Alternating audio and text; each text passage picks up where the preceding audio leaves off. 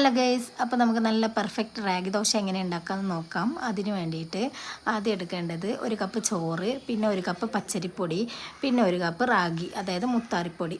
അതിൻ്റെ പൊടി പൊടിച്ചതാണെങ്കിൽ അങ്ങനെ, അല്ലെങ്കിൽ നിങ്ങൾ അരച്ചിട്ടുണ്ടെങ്കിൽ അങ്ങനെ ഇതിൻ്റെ കൂടെ മിക്സ് ചെയ്ത് കൊടുത്താൽ മതി. എന്നിട്ട് കുറച്ച് ഉപ്പും വെള്ളവും ചേർത്തിട്ട്, ആവശ്യത്തിനുള്ള വെള്ളവും ചേർത്തിട്ട് നന്നായിട്ട് അരച്ചെടുക്കണം.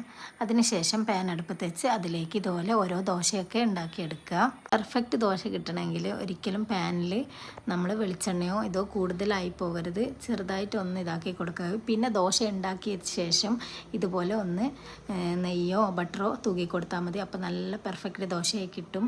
പിന്നെ ഇതുപോലെ ഇനി ഒന്ന് തിരിച്ചിടുക, അത്രയേ ഉള്ളൂ.